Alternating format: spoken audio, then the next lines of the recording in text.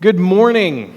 Thank you for joining us today. I'm one of the pastors here at International Church, where together we aim to help people love God, love people, serve, and engage the world. My name is Scott.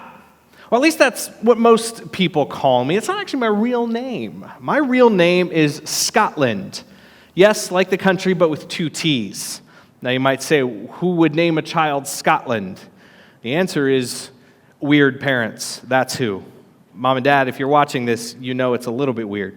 But I actually kind of like the name. I grew up always being called Scotland Douglas, but there was actually an issue with my birth certificate. There was a mix-up, and it actually went legally down as Scott Douglas. So legally that was my name, but my trouble name, 100% Scotland Douglas. All right? You know your trouble name, right? Like the one you hear when you've done something wrong, and you remember what you did, and you pretend to not hear it, and you sneak outside and hide in the yard and hope your parents calm down before they actually find you.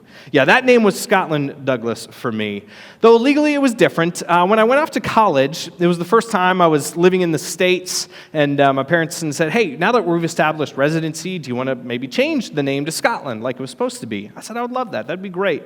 So for my birthday, my mom went to all the trouble of filling out all the forms and putting the application in with the family court. So all I had to do was go to family court, explain the situation to a judge, and get him to officially change my name. And I'll never forget that day in court. I was docket number 20, which means I had to wait as the judge, Stephen Stevens. Yes, that was his name, Stephen Stevens. And the first one was a PH, and the second one was a V. Like, who would do that to a kid? I don't know. So if there's any judge that was going to be cordial and understanding about a weird name, it was going to be this guy. Side story, it actually turned out he was married to an Austrian, and I was moving there from Austria. So the judge and I got along well. But nonetheless, I was docket number 20. I had to watch him preside over 19 cases until I got my turn, which just meant I had to sit tight and wait. Now, all 19 of those cases before me were divorces. And I cannot tell you how heart-wrenching it was, even as a naive college freshman, to sit there and watch 19 marriages just dissolve before my eyes. The judge's signature on a piece of paper just took care of it. And I watched this judge plead with every single couple. He would look at the two of them, or if it was just a lawyer representing, he would say, is this really what you want? Is your marriage truly broken beyond all repair? Is there anything this court can do to help save your marriage? On some occasions, he would look at the spouses and say, if we will pay for counseling, would you go? And it was tragic to watch every single couple turn him down and say, no, we don't want your help. Not a single marriage came back from the brink that day. All of them chose divorce. 19 marriages crumbling was really traumatizing to witness. Honestly, years later, my main memory from that day is not my name change. It's the scarring I have from watching 19 couples divorce. And as much as it hurt me to watch, and I'm sure as much as it hurt those couples to go through, I actually think it hurt God far more. I think the creator of the world, the inventor of marriage, the one who gave marriage as a gift to human beings, I think he is heartbroken at what we have done with it. In our country, many of you know, around half of marriages will end in divorce. Well, now that I think about it, that means that the other half will end in death, which I know that might sound strange, but that's actually better. It really is. I mean, we don't really think about it that way, but if you were to get to the end of your life with one of you passing away and the other one being close and sad, that means you've won. That's a marriage victory right there. But our culture doesn't see it that way. Our culture has this very cavalier attitude toward both marriage and divorce. We are rarely surprised when couples split. We aren't bothered when celebrities move on to their second, third, fourth, fifth marriage. We just kind of assume that's going to happen. We don't bat an eye when people go back on their word, when they break their vows, when they promised till death do us part. But this casual disregard for marriage, this widespread divorce, is actually not a new phenomenon.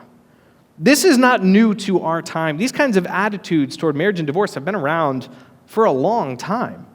In fact, they were quite present in Jesus' day as well. Both the Greco-Romans and the Jews both had very disposable ideas about marriage. Jesus, however, he took a very different view on the matter. He challenged the leaders of his day for their undervaluing of marriage. And we're actually going to see him do just that in Mark chapter 10, verses 1 through 12, which is our passage for today. If you have a Bible, I invite you to turn there, either hard copy or digital, or you can also use the online Bible software if you're watching this live. We've been in a series right now called Upstream. We're working our way through the Gospel of Mark, chapters 9 and 10.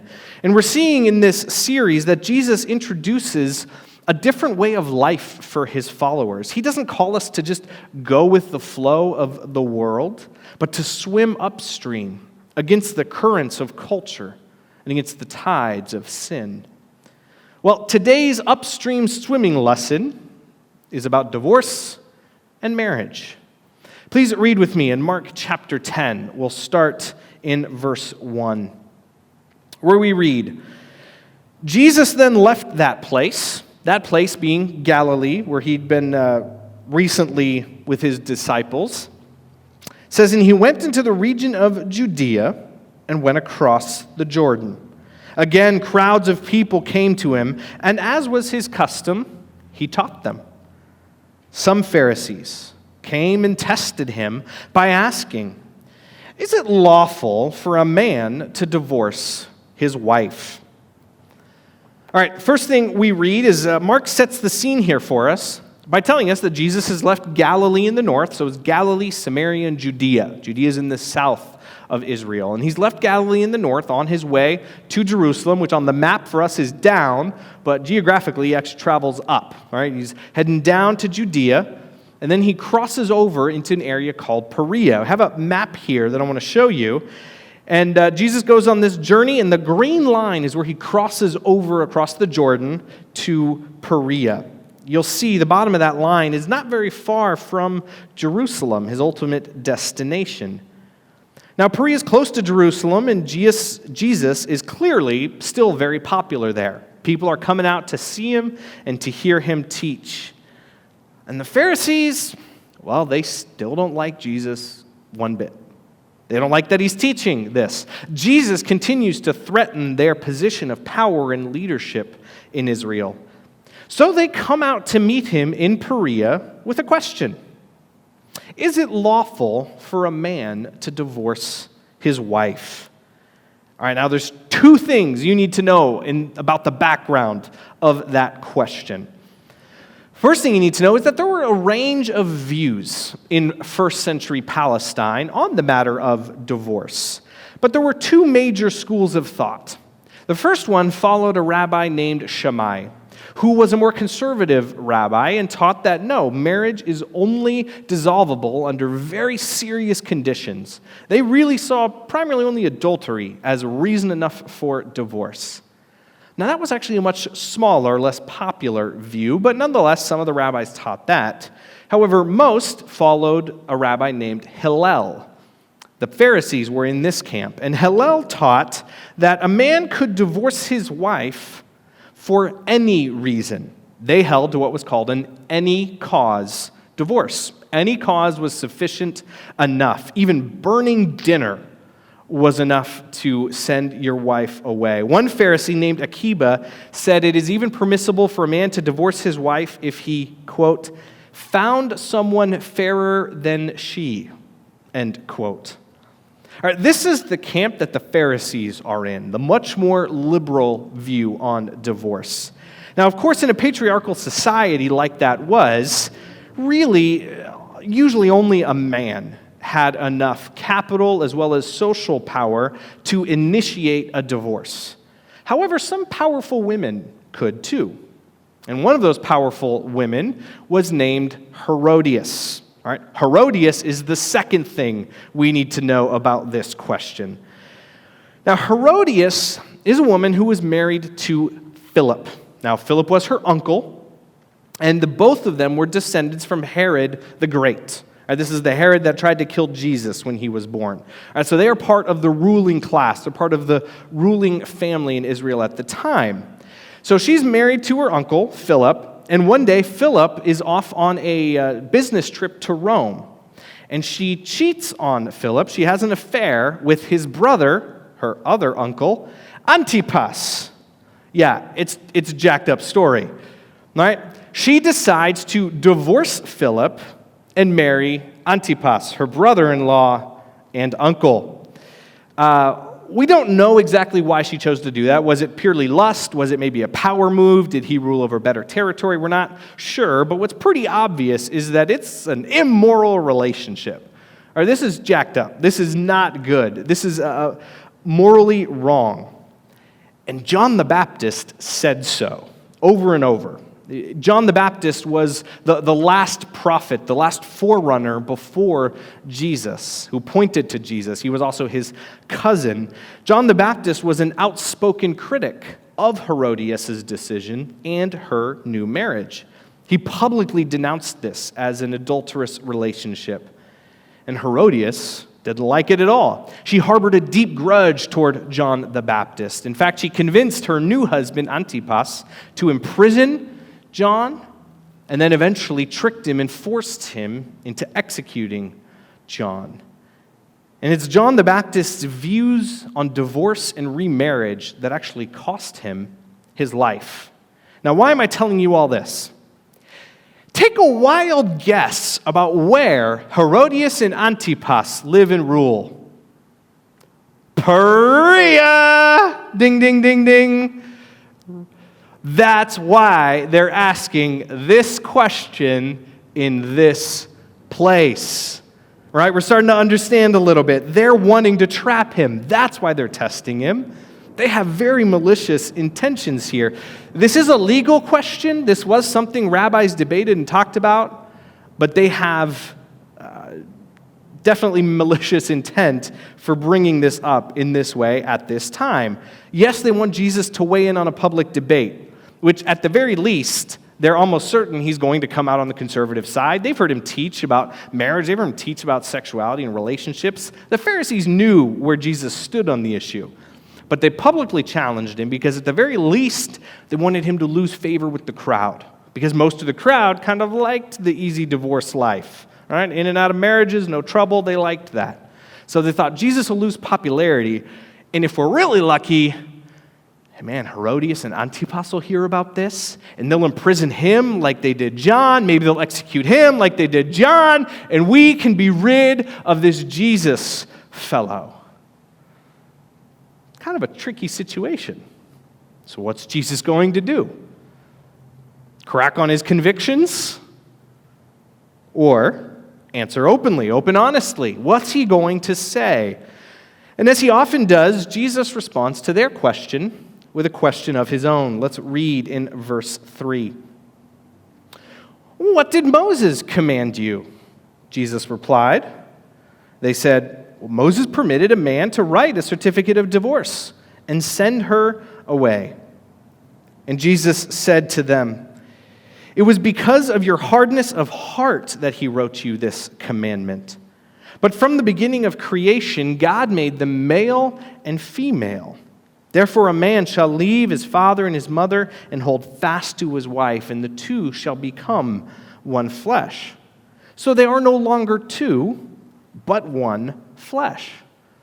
Therefore, what God has joined together, let man not separate. So Jesus starts by asking them, hey, you're asking me, but let's go back to the law, right? We're Jews, we follow the law. What does the law say? What did Moses tell you? So they quote Deuteronomy chapter 24, verses 1 through 4, which say that it is permissible for a man to divorce his wife. And Jesus goes, yep, You're right, it is permissible. But, guys, the reason that rule is in there, the reason Moses allowed for divorce, is because of your hard-heartedness. It's because of selfishness, because of pride, because of brokenness. It's because of a lack of love and care inside of people that divorce is a reality in our world.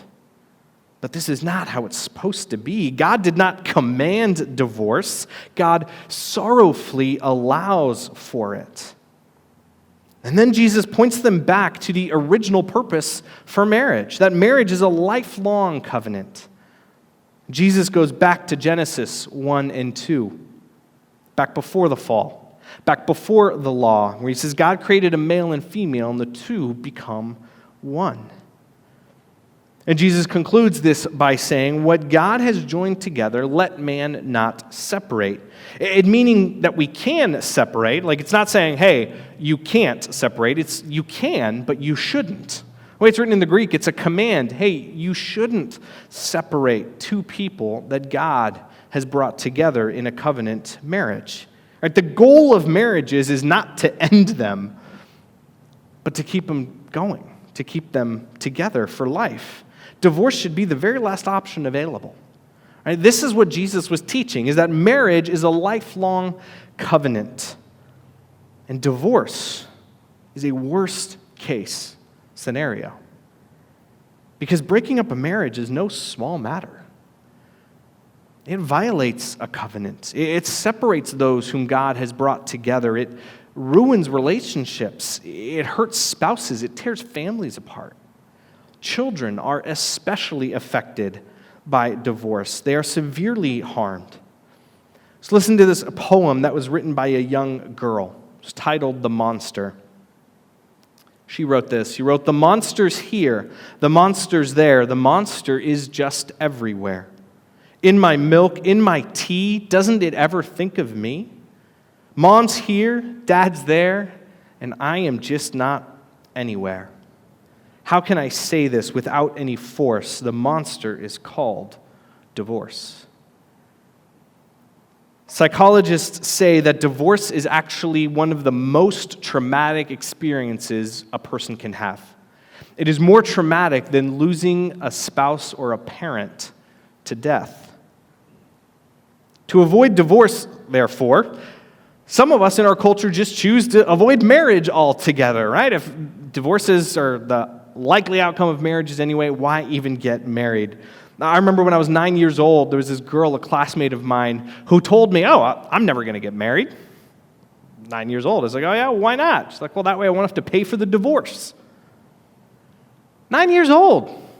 How do you get that jaded at 9 years old? Oh, her parents divorced when she was 6. A marriage covenant is no small thing. Therefore, breaking it up is no small thing. Right? Marriage is not about a feeling. It's not about a piece of paper. It's not about a bit of jewelry, a fun party. It's not even about love and romance. It's about vows that a husband and wife make to one another before their loved ones, but especially before God, who unites them together as one. God invented marriage. And it wasn't just an afterthought. Like, marriage is the pinnacle of God's creation. If you go back and read in Genesis chapter 1 and 2, the origin story of the world and humanity, you read that God creates everything, goes, that's good, that's good, that's good, that's good. But it's not until he creates man and woman and brings them together in a marriage relationship that he goes, now, that's very good. I'm done. That is the pinnacle of creation. The best thing in God's view that he invented is marriage. So, as the creator who loves marriage because it communicates so much to us about who he is and about how he loves us and how he treats his bride, because of that, he cares very much about how we use or abuse this gift he's given. And because he's the creator, he gets to determine the purpose and the function of marriage. And his vision for marriage is that it is for life. But because we're sinners and we live in a fallen world, God recognizes that at times divorce happens, but it's always destructive. Always. It's always a worst-case scenario for a marriage to end that way. And the Pharisees in the crowd did not seem to understand that. And I think that ticked Jesus off a bit. Divorce breaks God's heart. He's not okay with it. Divorce is an unfortunate reality, yes, but make no mistake, it is always the result of hard-heartedness. And Jesus wants to talk about that. He doesn't want to talk about, hey, what are the details about when it's okay to get divorced? He's like, hey, how do we even get to divorce? You know what the deeper problem is here, crowd and Pharisees? It's sin. It's hard-heartedness. And because it seems that the Pharisees and Jesus and the crowd and Jesus don't even share the basic premise about what marriage is and what it is for, Jesus doesn't want to debate secondary details about when divorce isn't okay. He's like, no, we need to go back and first agree on this premise that marriage is meant to be for life. Without sharing this right view of marriage, there's no point in debating details with these guys. See, what Jesus here is doing is he's launching his attack on the very cavalier attitude toward divorce in his day. That was harmful to children, especially harmful to women. And he's instead pointing everyone toward the purpose, the splendor, the beauty, the vision for a healthy, godly marriage. He says, hey, let's get back to the original premise here. Let's not worry about how we end marriages appropriately. Let's talk about what marriages are for. Not for ending, but for life. They're meant to keep going. Now, if you notice, Jesus doesn't really answer their question, does he? Hey, Jesus, when is it okay to get divorced? All right, Jesus, where's the line for divorce? Right? At what point is it acceptable? What are the rules? Jesus says, no, divorce is not the design of marriage. Marriage is meant for life. Notice that Jesus doesn't give them a line. They want to know when it's okay. Jesus doesn't give it to them. He refuses to go there with them.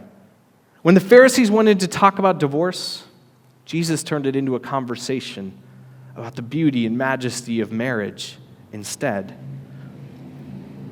The disciples, however, they weren't too satisfied with that answer. We aren't told how the Pharisees responded, but we're told how the disciples responded in the very next verse. It seems they also wanted to know where that line was.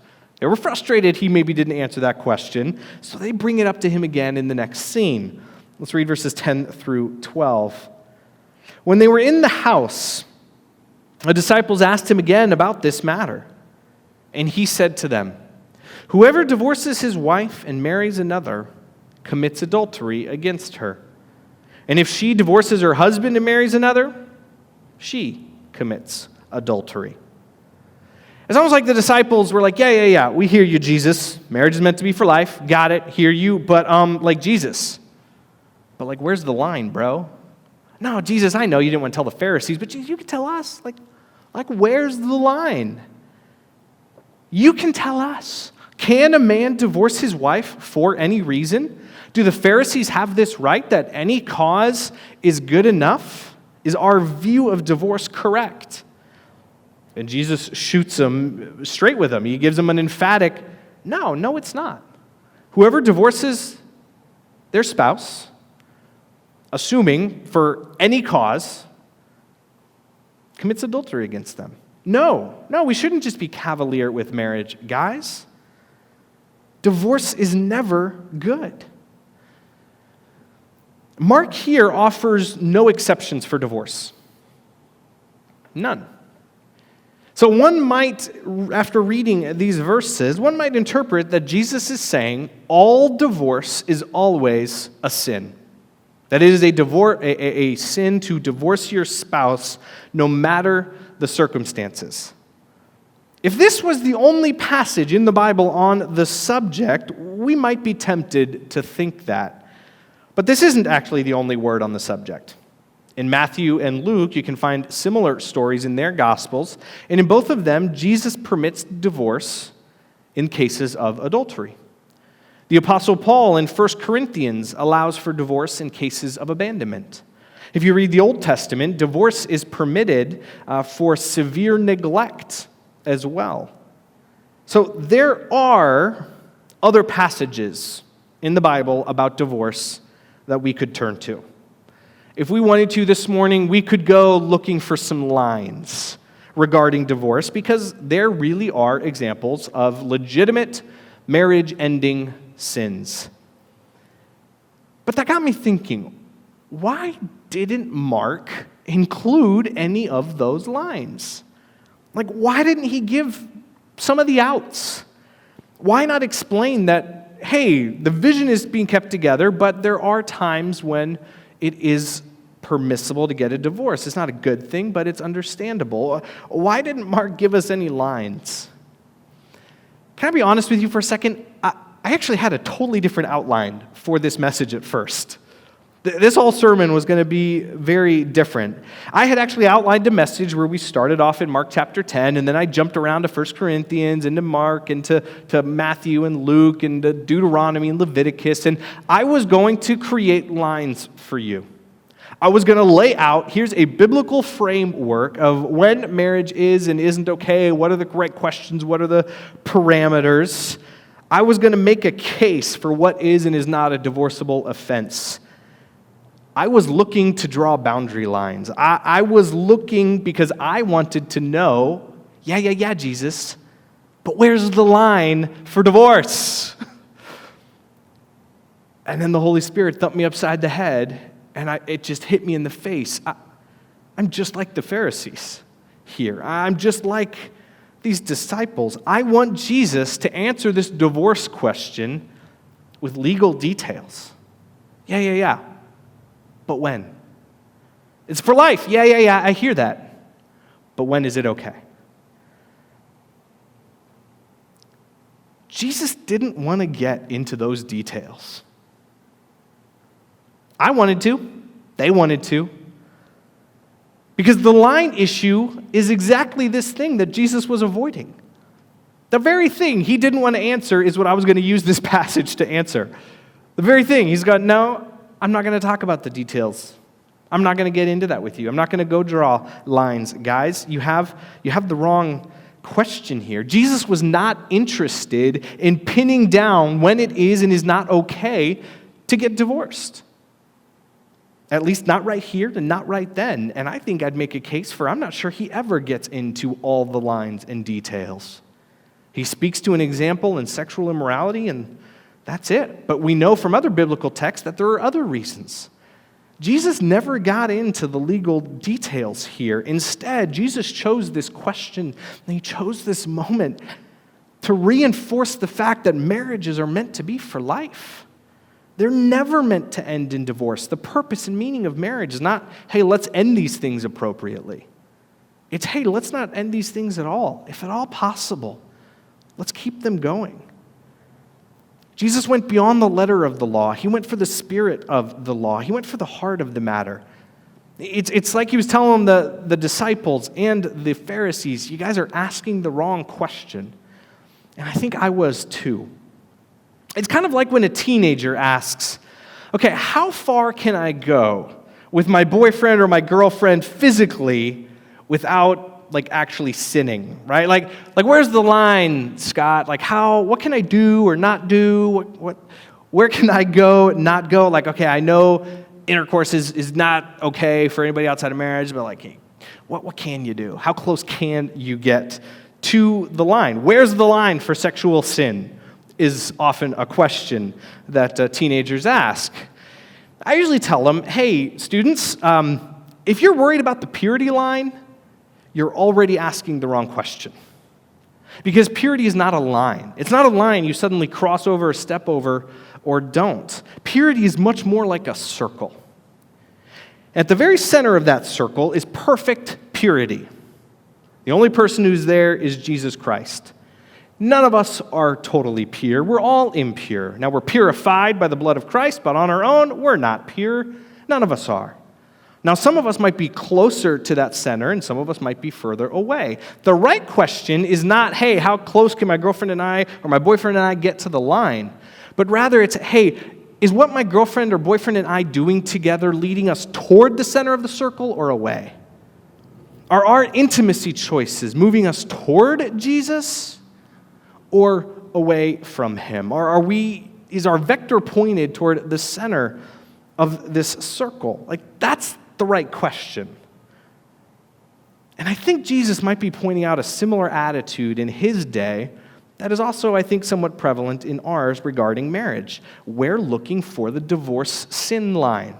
Okay, well, where's the line where if I get divorced for this, that's not reason enough, but if I get divorced for that, then yes, I had a legal out before God. I think maybe we're asking the wrong question if that's what we're doing. Maybe we should think about marriage less of a line divorce and more of a circle, where the purpose and vision of marriage is oneness. And at the very center of that circle is complete, full oneness. I'll put the Trinity there. And maybe the question we ask as spouses is not, hey, can I get out of this thing yet? Hey, what are the rules for ending this? That already puts us on the wrong train. Instead, we should be asking, how can we pursue greater oneness? How can my spouse and I get closer to that center? Closer to the experience that God has with himself and that he wants us to have in marriage. It's not how do I end my marriage, but how can I make it go further? How can I make it last longer? What can I do to make this work better? Those are the questions you and I should be asking ourselves in light of this passage. I think that's what Jesus wanted the Pharisees and the disciples to think about. How can we pursue greater oneness? What can I do to enhance this marriage experience for myself and for my spouse? Where is my sin and my selfishness causing problems? During this stay-at-home order, this virus is exposing many of our weaknesses, isn't it? Personal, social, relational. It's definitely exposing a lot of struggling marriages, those that are wounded and weak.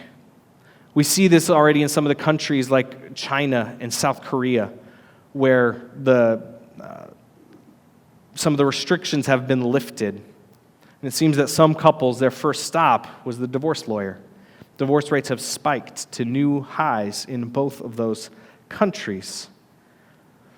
I would be devastated if we find that that's the case here too. How's your marriage doing? I mean, like really, how is your marriage doing? Are you on your guard against the enemy? Do you realize there is an enemy who wants to ruin your marriage? He wants to tear you and your spouse apart. He wants to put asunder what God has joined together. Are you working hard to give your spouse your best in this season or your leftovers? What would it look like in this unique season for you to pursue greater oneness? I mean, many of us have more access to one another than maybe we've had in years, and maybe we will not have again for many years. What a gift if we use it well. What a gift. What a marriage-building season this could be for you. Maybe you need to start asking, how am I building oneness? How am I going to come out of the other side of COVID-19 with a stronger marriage? What an exciting thing that would be. I think these are the questions that we ought to ask. When the Pharisees and the disciples were pressing in on Jesus for lines, Jesus was firm. He goes, no, I'm not going to give you lines. Don't divorce. If you seem to have a choice in the matter, then don't do it. It's a worst-case scenario. You're missing the point. Marriage is meant to be for life. Jesus doesn't offer them an out because marriage is not about getting out, but it's about continuing in. But don't mistake this. Jesus is no coward. He sidestepped their intent, but he actually did not sidestep the public debate. Jesus absolutely aligns himself with his cuz, John. He lines up right behind John the Baptist and says, marriage is for life, he publicly opposes Herodias' divorce and her subsequent remarriage. Jesus takes a stand, a public stand, a potentially painful stand against the currents of his culture because they were undermining God's original design for marriage. And Christians today, in 2020, we must do the same. We must uphold biblical marriage, even when that means swimming upstream. This is not an issue that we can compromise on. Jesus didn't compromise on the issues in his day, and we must not either. We cannot redefine what God has already defined clearly, that marriage is one male and one female in a lifelong covenant. That's how it's meant to be. That's how it was created to be. And that wasn't a popular view in Jesus' day, just as it's not the most popular view in our day. But it's a vision that we at International Church are committed to teaching and upholding. And at times, this is going to necessitate some upstream swimming. Because we believe things like homosexual marriage to be a contradiction in terms. That it's not right. It is wrong. It goes against God's design. That two people of the same sex cannot be united in marriage in the same way that opposite-sexed humans can and ought to be. That's not marriage as the Creator has defined it. It means that living together, enjoying the pleasures of sex and intimacy, we believe should be reserved for husbands and wives. Those may seem like antiquated ideas. They did 2,000 years ago too. Jesus taught that sex is for marriage only, and International Church, we believe and uphold that teaching as well. But this also means that as a church, we are not going to support or uphold divorce as a quick, easy, and clean solution for marriage problems. Like, if you're having a tough time, your marriage isn't fulfilling you, just get a divorce is not going to be teaching you here at our church. But on the flip side, we are not going to enable abusers either, or abandoners, or adulterers. We cannot say that we will never recommend divorce as a final course of action either. Unfortunately, as Jesus and Moses said, because of hard-heartedness and sin, divorce is an unfortunate reality at times, but it will always be a tragic choice. But finally, I want you to know we will also make this commitment. We must give grace to struggling marriages and divorcees. Look, we all need grace.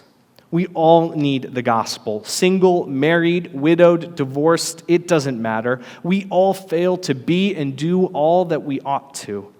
We are not perfect. We are in need of God's grace. And thankfully, through Jesus Christ, we have more grace than we could ever need. He gives us grace upon grace. He forgives our sins and is merciful toward us. God is faithful even when we are faithless.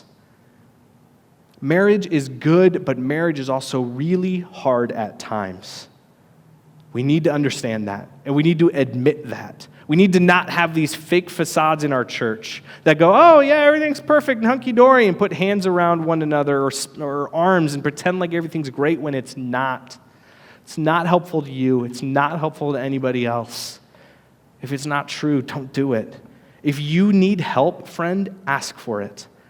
Ask for it. Marriage counseling saved my marriage a few years ago. We would be happy to get you connected with a marriage counselor. Yes, even during quarantine, you can still meet with a counselor. I still chat with mine every couple weeks via the computer. It's possible. We would love to help you if that's what you need at this season. You may remember last summer, we also preached a sermon series on marriage. Maybe re-listening to that would be helpful to you. You can find that on our YouTube channel. And finally, I want to say something about divorcees in the church. It's no secret that divorcees have sometimes had a rough experience in God's community, among God's people. In their zeal for upholding biblical marriage, there are some churches that have caused some really deep wounds among those people whose marriages didn't last. Christians can sometimes be quite hard on divorcees. And in my experience, divorcees are often quite hard on themselves as well. But we do not have to choose between grace and truth. Right? That's a false dichotomy. Those are not opposed ideas. We believe that we can do both. We can believe that God made marriage to last a lifetime, and we can also be compassionate toward those people who have divorced. We can choose to allow God's grace into these situations, and we should, because you know what? We don't always know the full story.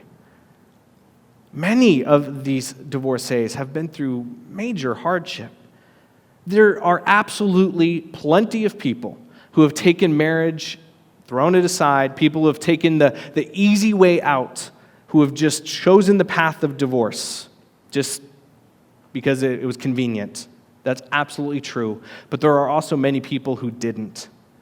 They chose divorce as a final option. They really did try to make it work, but their partner was hard-hearted.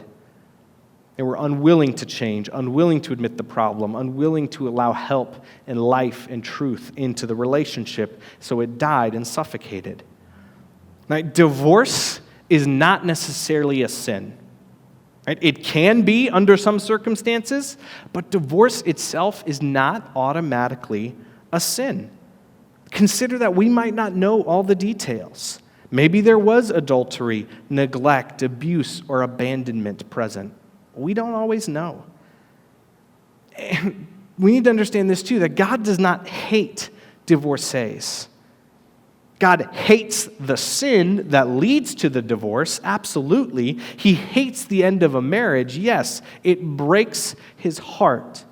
But divorce is not automatically a sin. If it were, God himself would be a sinner. Because did you know that God is a divorcee? Did you know that? It says it several times in the Old Testament. One occasion is in Jeremiah chapter 3, another one's Isaiah 50. But in Jeremiah 3:8, God himself says, I gave faithless Israel her certificate of divorce, and I sent her away because of all her adulteries. Divorce is almost always initiated by the victim, and it has to be, because the abuser doesn't quit. It's the victim who says, cannot do this anymore. In this case, God was the victim. Israel had whored against him over and over and over again, so God divorced her for her repeated, overt, continuous sin and unfaithfulness toward him. Sometimes there really is no other option. So if you're a divorcee and you're listening to this and your marriage ended, not because you chose the easy way out, but your marriage ended because your partner was in serious sin and unwilling to change, then I want you to know that God gets that. He's been there too. He knows what that's like. He experienced it. His marriage with Israel ended when he had no choice but to separate himself from her. God does not hate you for being divorced. There is no scarlet D on you in the kingdom of God. The hope that you can be gracious with yourself as God has been gracious with you. And I hope that we, as God's people, can be gracious with one another. Particularly in this case, have more grace for those who have experienced divorce. Some people I've met who have gone through divorce, they say it's awful, and it's something they wouldn't want for their worst enemy to experience. They agree, yes, it's terrible, don't do it. But here's why I didn't have a choice.